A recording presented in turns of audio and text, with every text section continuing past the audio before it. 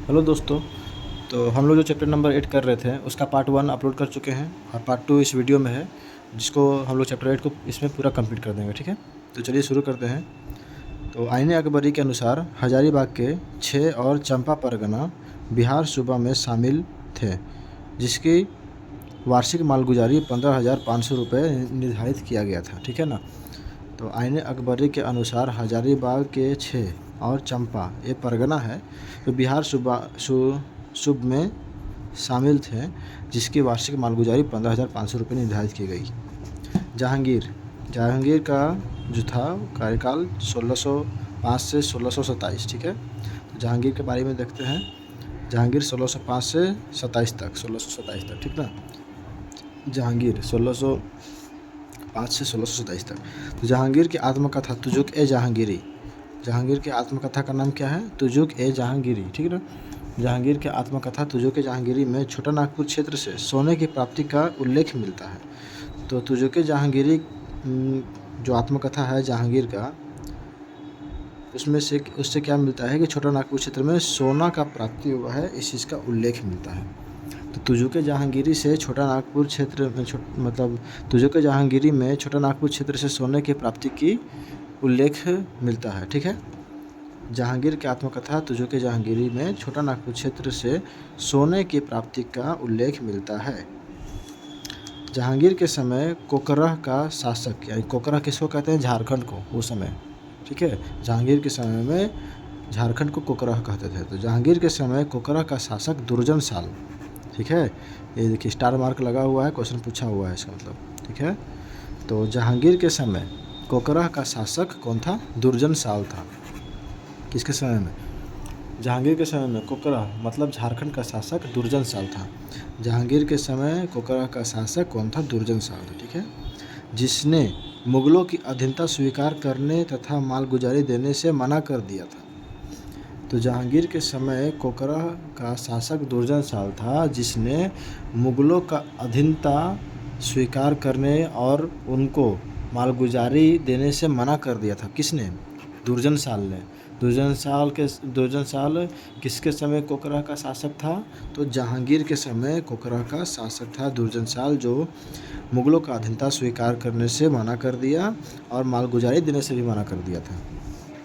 जहांगीर ने 1615 में इब्राहिम खां को बिहार का सूबेदार नियुक्त किया तथा उसे कोकरह पर विजय प्राप्त करने के लिए भेजा। तो देखिए यहाँ पर जहांगीर ने 1615 में इब्राहिम खां को बिहार का सूबेदार नियुक्त किया था। ठीक है, तो जहांगीर 1615 में, कब? 1615 में, कुछ डेट याद रख लेना है। तो जहांगीर ने 1615 में इब्राहिम खां को, ठीक है ना। तो अभी क्या देखे थे कि जहांगीर के समय कोकरह का शासक कौन था? कोकरह मतलब झारखंड। कोकरह का शासक दुर्जन साल था। दुर्जन साल मुगलों का अधीनता स्वीकार करने से मना कर दिया, मालगुजारी देने से मना कर दिया। ठीक है, जहांगीर ने 1615 में इब्राहिम खां को बिहार का सूबेदार नियुक्त किया। किसने? जहांगीर ने 1615 में इब्राहिम खां को बिहार का सूबेदार नियुक्त किया तथा उसे कोकरह पर विजय प्राप्त करने हेतु भेजा। ठीक है, कोकरह पर जहांगीर 1615 में इब्राहिम खां को बिहार का सूबेदार नियुक्त किया और उसको कोकरह पर विजय प्राप्त करने के लिए भेजा। इब्राहिम खां ने शंख नदी को अपने अधिकार में ले लिया था। ठीक है, तो इब्राहिम खां को कौन भेजा था? जहांगीर 1615 में कोकरह पर विजय प्राप्त करने के लिए। तो इब्राहिम खां क्या किया कि इब्राहिम खां शंख नदी पर अपना अधिकार स्थापित किया। ठीक है, अपने अधिकार में ले लिया शंख नदी को। ठीक है, इब्राहिम खां ने किसको? शंख नदी को अपना अधिकार में ले लिया। इब्राहिम खां को फाथ जंग की उपाधि प्रदान किया गया है। तो फाथ, ठीक है, ध्यान देना, फाथ जंग का उपाधि किसे मिला है? किसको प्राप्त हुआ है? तो इब्राहिम खां को फाथ जंग की उपाधि प्रदान किया गया है। ठीक है ना, ध्यान देना है।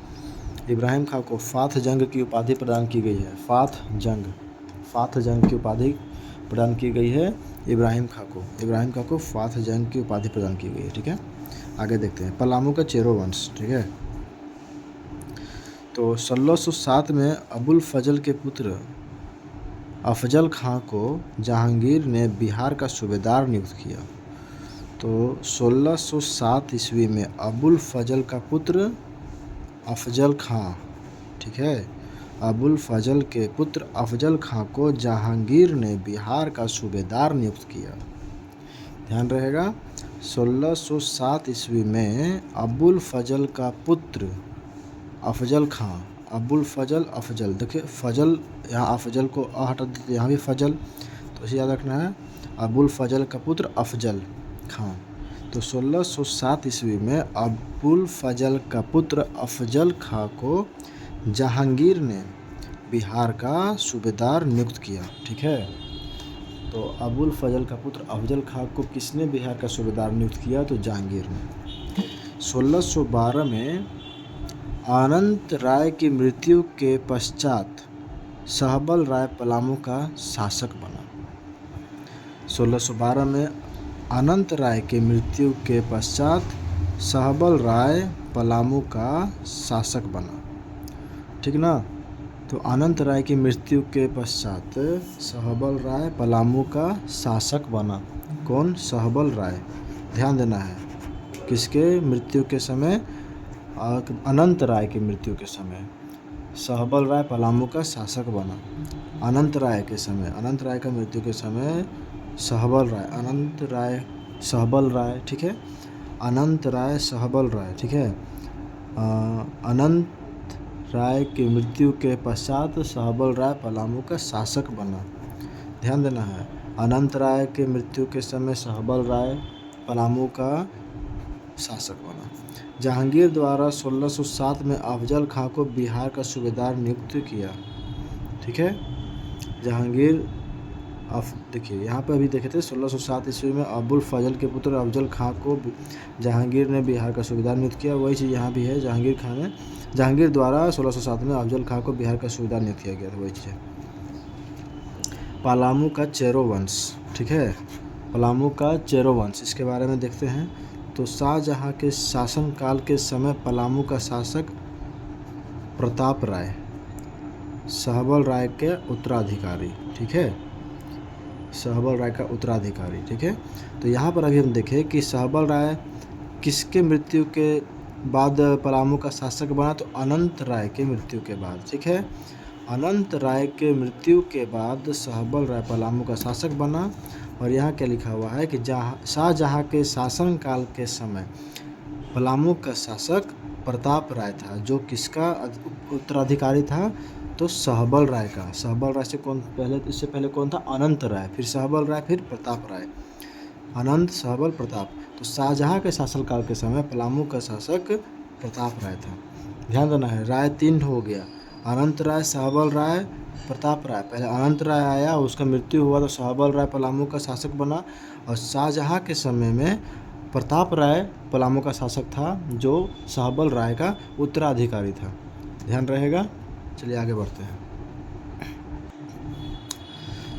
1632 ईस्वी में बिहार के मुगल सूबेदार अब्दुल खां ने पलामू क्षेत्र की मालगुजारी को बढ़ाकर 1,36,000 रुपये कर दिया, जिससे देने हेतु प्रताप राय ने लोगों से अधिकाधिक धन वसूलने का प्रयास किया। देखिए क्या हुआ कि 1632 में तो पहले कौन आया था? ये कौन राय था पलामू का शासक? तो पहले तो अनंत राय था, उसके मृत्यु के बाद सहबल राय हुआ, फिर प्रताप राय हुआ। ठीक है, फिर प्रताप राय हुआ, ठीक ना। तो क्या हुआ कि 1632 में बिहार में क्या हुआ कि बिहार के मुगल सूबेदार अब्दुल खां, ठीक है, ध्यान देना कि 1632 में बिहार के मुगल सूबेदार अब्दुल खां ने पलामू क्षेत्र की मालगुजारी को बढ़ाकर 1,36,000 कर दिया, जिसके कारण प्रताप राय क्या किया कि उन लोगों से बहुत ज़्यादा धन वसूलने लगा था। ठीक है, बहुत ज़्यादा धन वसूलने लगा था, क्योंकि उस पर ज़्यादा बर्डन पड़ गया था, तो कहाँ से पैसा लाएगा? तो अब्दुल खां जो 1632 में बिहार के मुगल सूबेदार था, उसने पलामू क्षेत्र का मालगुजारी को बढ़ाकर 1,36,000 कर दिया, जिसे देने के लिए प्रताप राय लोगों से अधिक धन वसूलने लगा। ठीक है। शाहजहां ने शाइस्ता खां को बिहार का नया सूबेदार नियुक्त किया तथा पलामू पर अधिकार करने का आदेश दिया। तो शाहजहां ने शाइस्ता खां को बिहार का नया सूबेदार नियुक्त किया। ठीक है। किसने? शाहजहां ने शाइस्ता खां को बिहार का नया सूबेदार नियुक्त किया तथा पलामू पर अधिकार करने का आदेश दे दिया। याद रहेगा। तो शाहजहां ने शाइस्ता खां को बिहार का सूबेदार नियुक्त किया और पलामू पर अधिकार करने के लिए आदेश दे दिया। शाहजहां ने शाइस्ता खां को, ठीक है, किसको? शाहजहां ने शाइस्ता खां को बिहार का नया सूबेदार नियुक्त किया तथा पलामू पर अधिकार करने का आदेश दे दिया। शाइस्ता खां 1641 में पलामू के चेरो राज्य पर आक्रमण किया। देखिए यहाँ पर स्टार मार्क लगा हुआ है, देख लीजिए। क्वेश्चन पूछा हुआ है कि किसने 1641 में पलामू के चेरो राज्य पर आक्रमण किया? तो शाइस्ता खां। इसको कौन बिहार का सूबेदार नियुक्त किया था? तो शाहजहां। ये भी ध्यान देना है कि शाइस्ता खां को बिहार का सूबेदार किसने नियुक्त किया था? शाहजहां ने। और कहा कि पलामू पर अधिकार करो जाकर।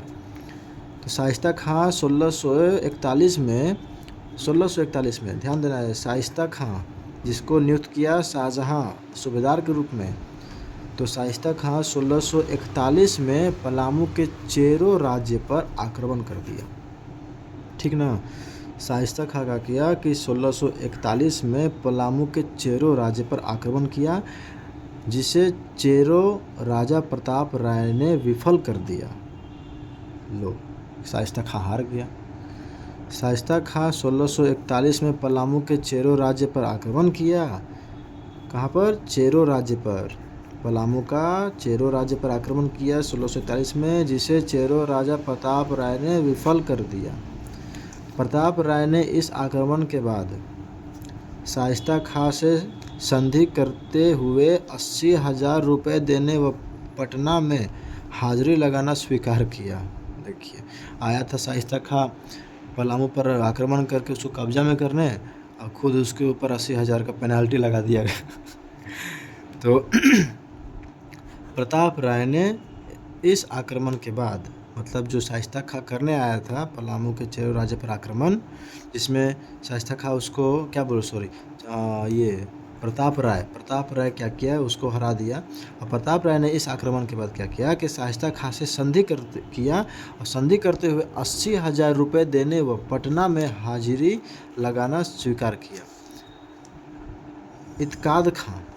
इत्काद खां ने जबरदस्त खां को पलामू पर आक्रमण करने हेतु भेजा। लो, अब कौन आ गया भाई? तो इतिकाद खां जबरदस्त खां को एकदम जबरदस्ती भेज दिया पलामू पर जाके आक्रमण करो। तो इतिकाद खां ने जबरदस्त खां को पलामू पर आक्रमण करने के लिए भेज दिया। किसने? इतिकाद खां ने जबरदस्त खां को पलामू पर आक्रमण करने हेतु भेजा। इतिकाद खां ने जबरदस्त खां को पलामू पर आक्रमण करने हेतु भेजा। ठीक है। किसने? इतिकाद खां ने जबरदस्त खां को। जबरदस्त खान को पलामू पर आक्रमण करने के लिए किसने भेजा?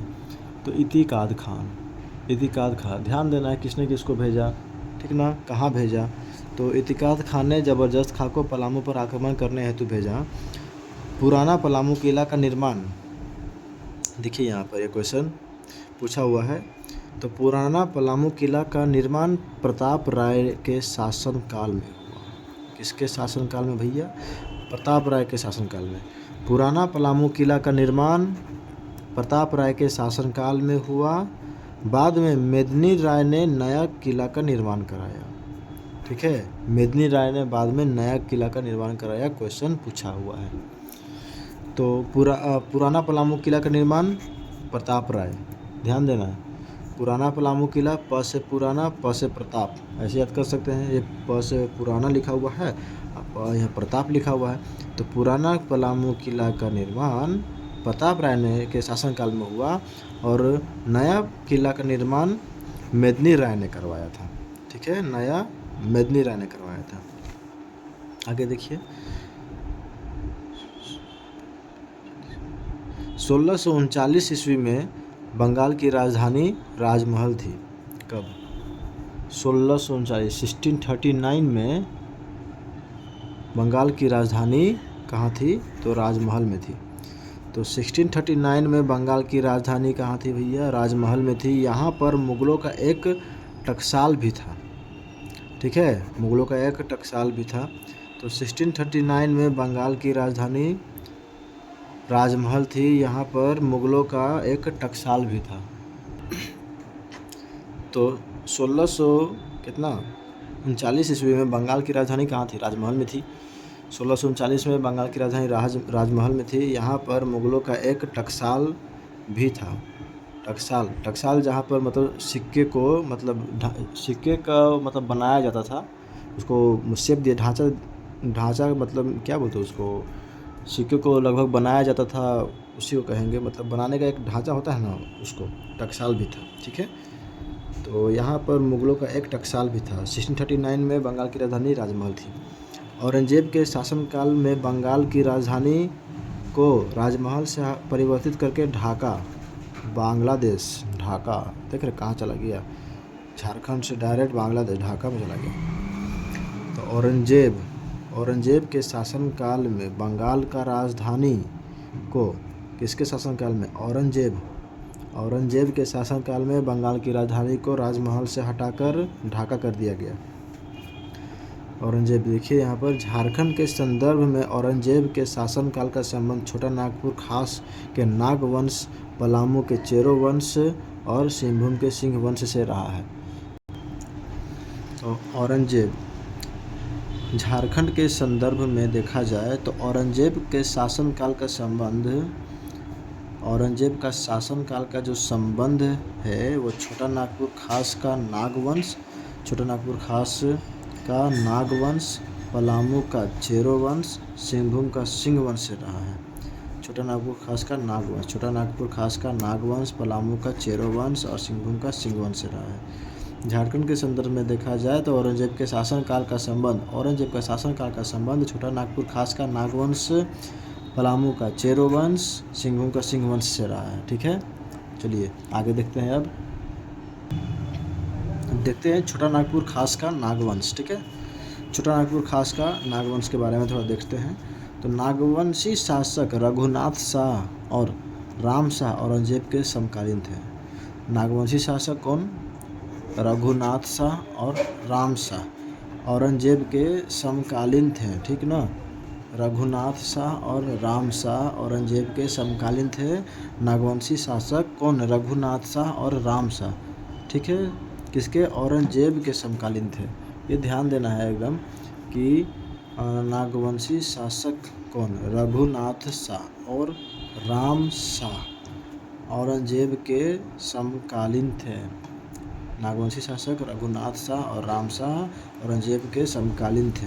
ठीक है, औरंगजेब के समकालीन थे रघुनाथ शाह, राम शाह। औरंगजेब के शासनकाल में अधिकांश समय तक कोकरा का नागवंशी राजा रघुनाथ शाह था। तो औरंगजेब के शासनकाल में अधिकांश मतलब ज़्यादा समय तक कोकरा बोले तो झारखंड, कोकरा मतलब झारखंड का नागवंशी राजा रघुनाथ शाह था। ध्यान देना एकदम से। रघुनाथ शाह का धर्म गुरु कौन था? ब्रह्मचारी हरिनाथ। तो औरंगजेब के शासनकाल में अधिकांश समय तक कोकरा का मतलब झारखंड का नागवंशी राजा कौन था? रघुनाथ शाह। अभी क्या देखें कि नागवंशी शासक रघुनाथ शाह और राम शाह औरंगजेब के समकालीन थे। और औरंगजेब के शासनकाल के समय कोकरा का मतलब अधिकांश समय तक, ज़्यादा समय तक कोकरा का झारखंड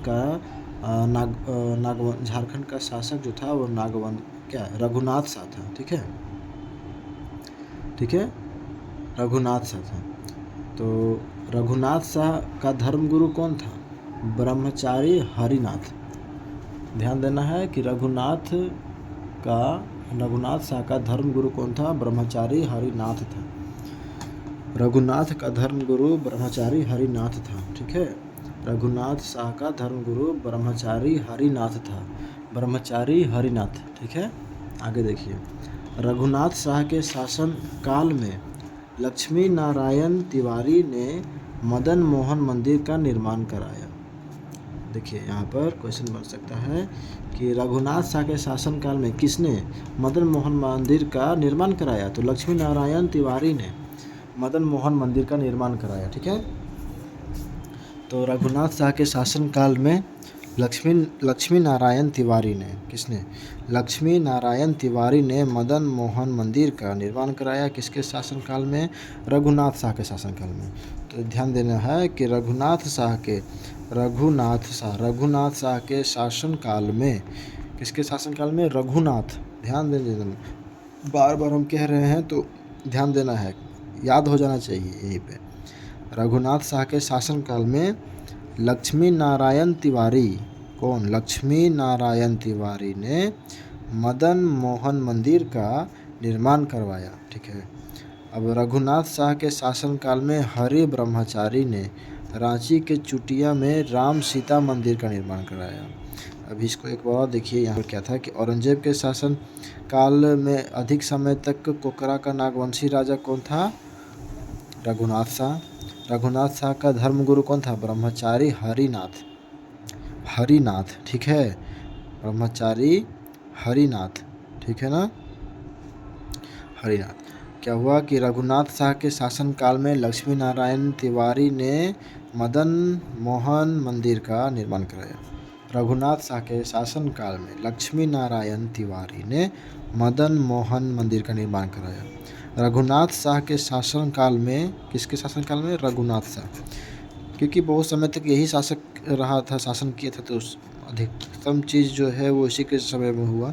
तो रघुनाथ शाह के शासनकाल में हरि ब्रह्मचारी ने रांची के चुटिया में राम सीता मंदिर का निर्माण कराया। किसने? रघुनाथ शाह के शासनकाल में हरि ब्रह्मचारी। ठीक है, हरि ब्रह्मचारी ने रांची के चुटिया में राम सीता मंदिर का निर्माण कराया। मेदिनी राय ने पलामू के पुराने किले के समीप एक पहाड़ पर नया किला का निर्माण कराया। ठीक है, पलामू किला के समीप नया किला का निर्माण कराया। तो ये नया किला का निर्माण तो मेदिनी राय कराया। अभी हम बताए थे कि पुराना पलामू किला का निर्माण कौन कराया था, बताइए? तो उसको निर्माण कराया था प्रताप राय। ठीक है ना, उसका प्रताप, प से पलामू किला, प से प्रताप, अभी याद कराए थे।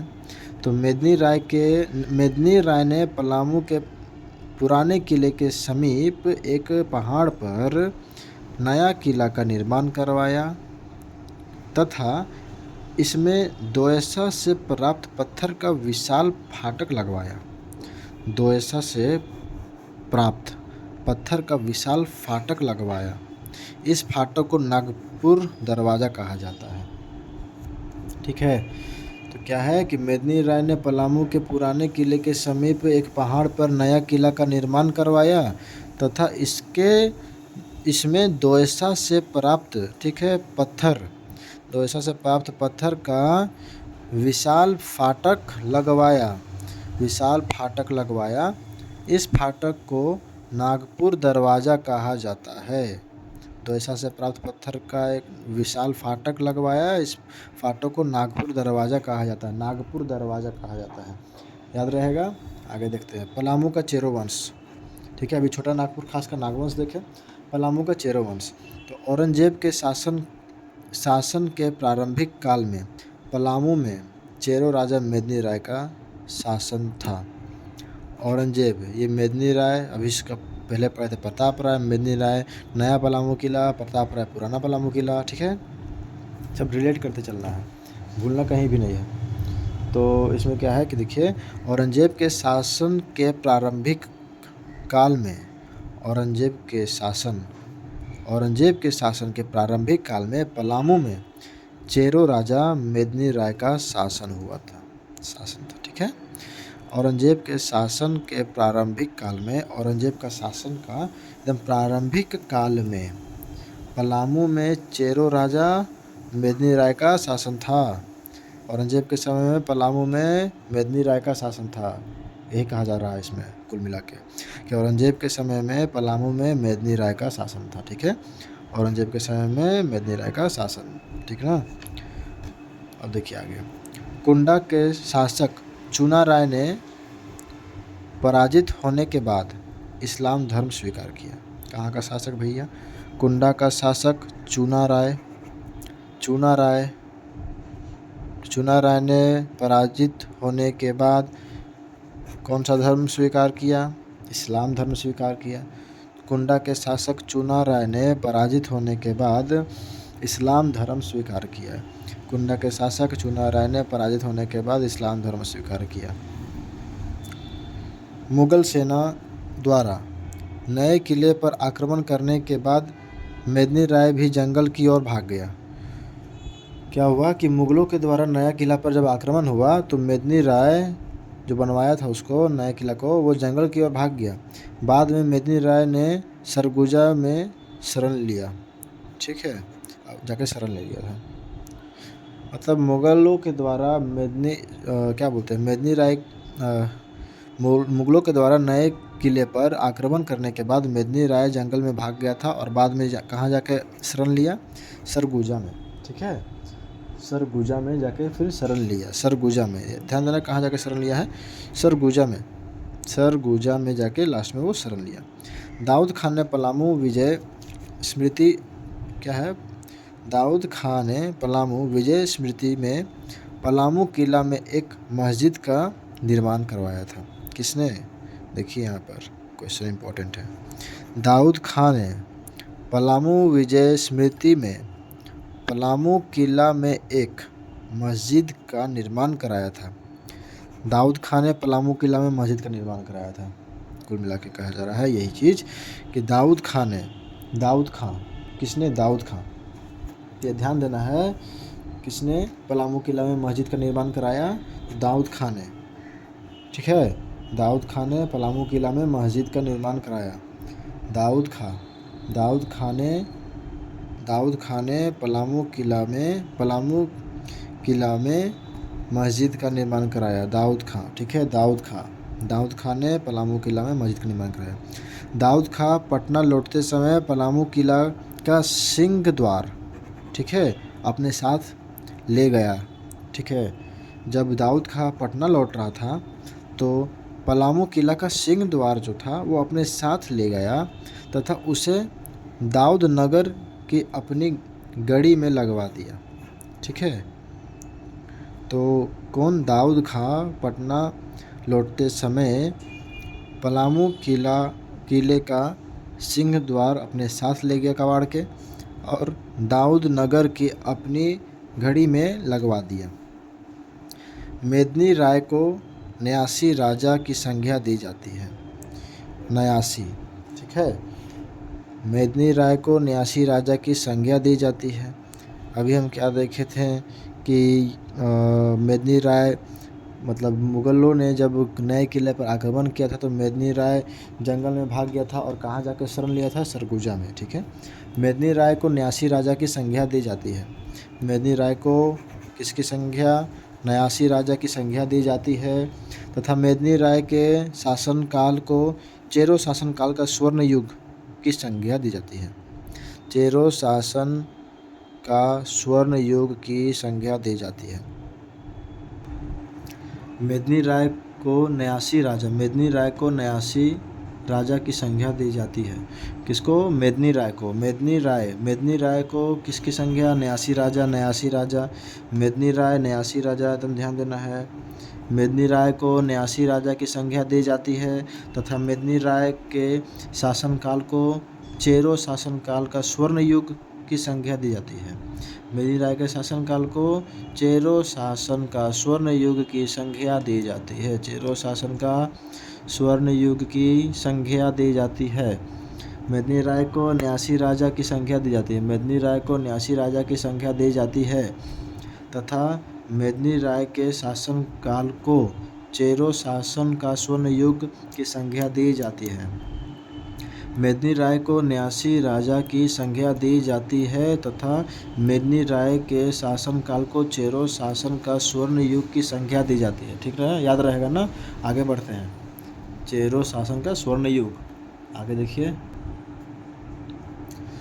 1674 में मेदिनी राय की मृत्यु हो गई।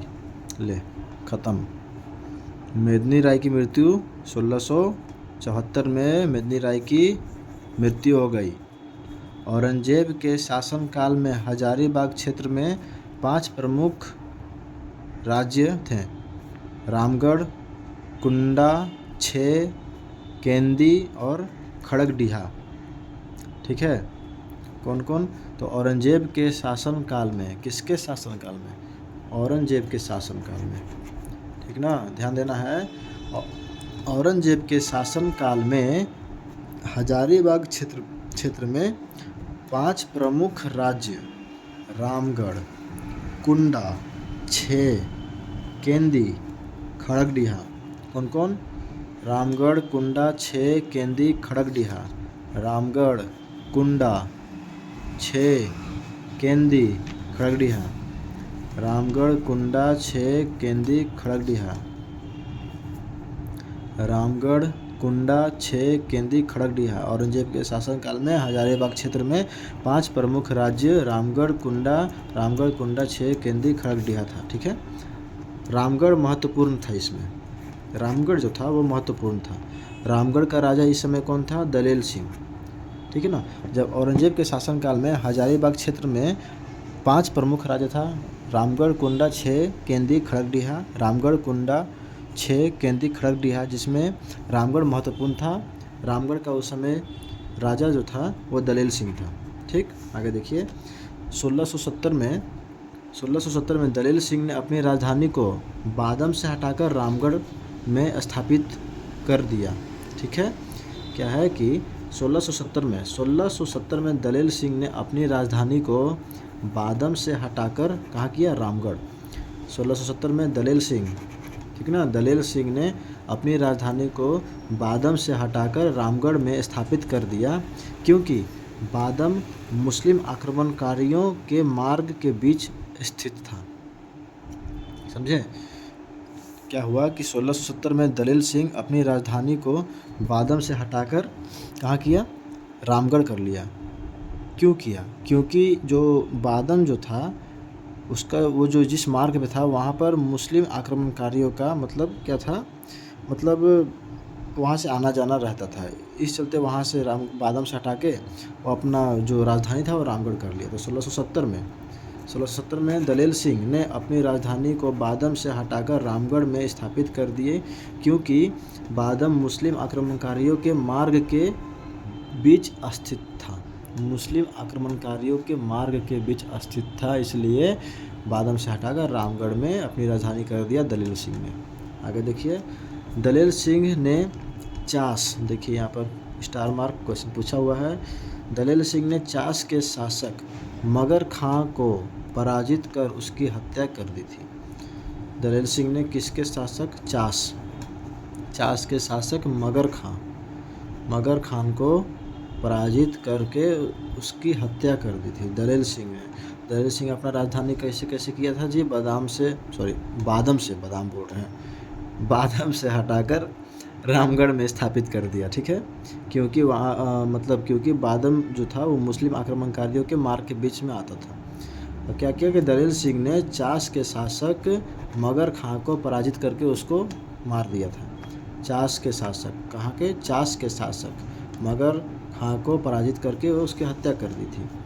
रामगढ़ राज्य के उत्तर पूर्वी, ठीक है, रामगढ़ राज्य के उत्तर पूर्वी भाग में खड़गडीहा अवस्थित था। तो अभी हम देखे थे कि क्या बोलते हैं, औरंगजेब के शासनकाल में हजारीबाग क्षेत्र में 5 प्रमुख राज्य था: रामगढ़, कुंडा, छे, केंदी, खड़गडीहा। इसमें क्या बोल रहा है कि रामगढ़ राज्य के उत्तर पूर्वी भाग में खड़गडीहा अवस्थित था। ठीक है, रामगढ़ राज्य के उत्तर पूर्वी भाग में, रामगढ़ राज्य का उत्तर पूर्वी भाग में खड़गडीहा अवस्थित था। किधर जी? रामगढ़ राज्य के उत्तर पूर्वी भाग में खड़गडिहा अवस्थित था तथा यह हमेशा औरंगजेब के आक्रमण से बचा रहा। देखो जी, खड़गडिहा जो था वो हमेशा किसके आक्रमण से बचा रहा था? तो औरंगजेब के आक्रमण से हमेशा बचा रहा खड़गडिहा। खड़गडिहा अवस्थित था रामगढ़ राज्य के उत्तर पूर्वी भाग में, जो औरंगजेब के आक्रमण से हमेशा बचा रहा। ठीक है। कुंडा राज्य चतरा, कुंडा राज्य चतरा की स्थापना औरंगजेब के अधिकारी राम सिंह ने की थी। कुंडा राज्य, जिसको चतरा अभी है उसको चतरा कहते हैं, कुंडा राज्य उस समय कहते थे, गुंडा राज्य नहीं, कुंडा राज्य। ठीक है। वैसे चतरा में अभी बहुत गुंडा रहता है, तो इसे याद कर लीजिए, गुंडा राज्य चतरा। कुंडा राज्य जो चतरा है अभी, उसका स्थापना औरंगजेब का अधिकारी कौन? राम सिंह ने किया था। तो कुंडा राज्य जो चतरा है उसका क्या बोलते हैं, स्थापना औरंगजेब का अधिकारी राम सिंह ने किया था। मराठा के आक्रमण के परिणाम स्वरूप झारखंड पर से मुगलों का प्रभाव समाप्त हुआ। मराठा के आक्रमण के बाद झारखंड से मुगलों का प्रभाव जो था वो ख़त्म हो गया। किसके आक्रमण के बाद? मराठा। ठीक है, ध्यान देना है सब, इतना पढ़ लीजिएगा तो IAS बन जाइएगा। ठीक ना। मराठा के आक्रमण के परिणाम स्वरूप झारखंड पर से मुगलों का प्रभाव समाप्त हो गया। मराठा के आक्रमण से मुगलों का जो था वो प्रभाव था झारखंड पर, वो ख़त्म हुआ। मराठा के आक्रमण के बाद झारखंड पर से मुगलों का प्रभाव समाप्त हो गया। झारखंड में धनबाद एकमात्र ऐसा क्षेत्र था जो मुस्लिम आक्रमणों से पूर्णतः बचा रहा। वाह। झारखंड में धनबाद जो है एकमात्र ऐसा है क्षेत्र जो मुस्लिम आक्रमण से बचा रहा है पूरा तरीक़ा से। तो कौन सा क्षेत्र है जी? तो धनबाद जो है झारखंड का, वो मुस्लिम आक्रमण से हमेशा बचा रहा है। पाल शासकों के काल में झारखंड में बौद्ध धर्म की ब्रजान शाखा का विस्तार था। पाल शासकों के काल में झारखंड में किस धर्म का ब्रजान शाखा का विस्तार हुआ? तो बौद्ध धर्म की ब्रजान शाखा का विस्तार हुआ पाल शासकों के शासनकाल में।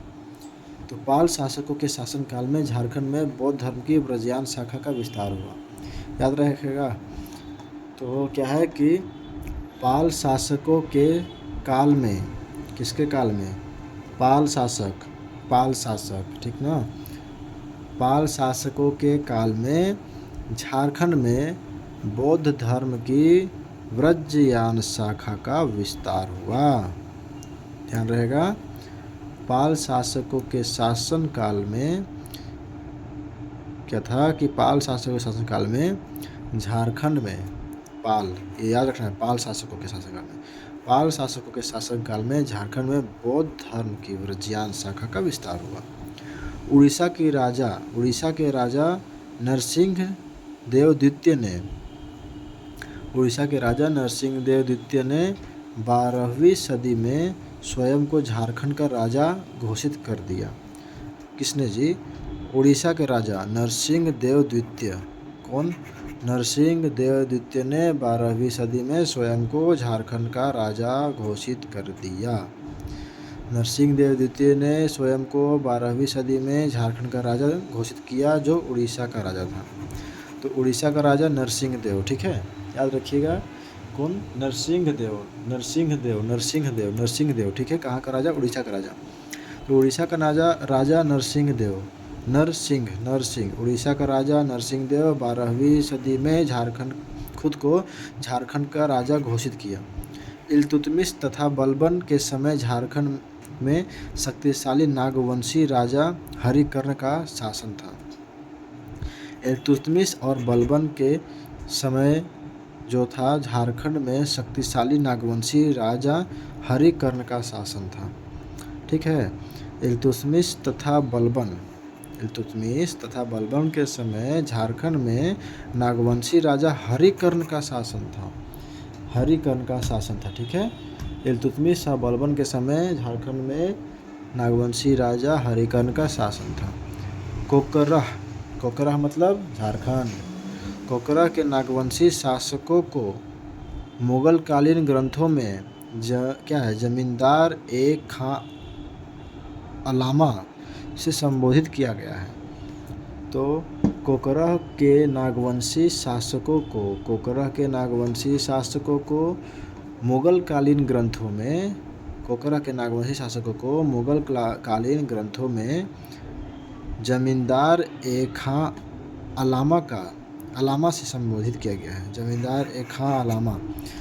कोकरह के नागवंशी शासकों को, देखिए ध्यान से देखिए, कोकरह के नागवंशी शासकों को मुगल कालीन ग्रंथ में, कोकरह के नागवंशी शासक को मुगल कालीन ग्रंथ में जमींदार ए खां अलामा से संबोधित किया गया है।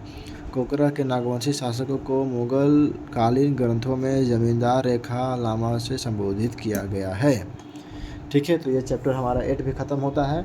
इसके बाद हम मिलेंगे चैप्टर नंबर 9 के साथ। तो तब तक आप ठीक से रहिए और वीडियो को देखिए, समझिए। पसंद आता है तो लाइक सब्सक्राइब ज़रूर करें। धन्यवाद।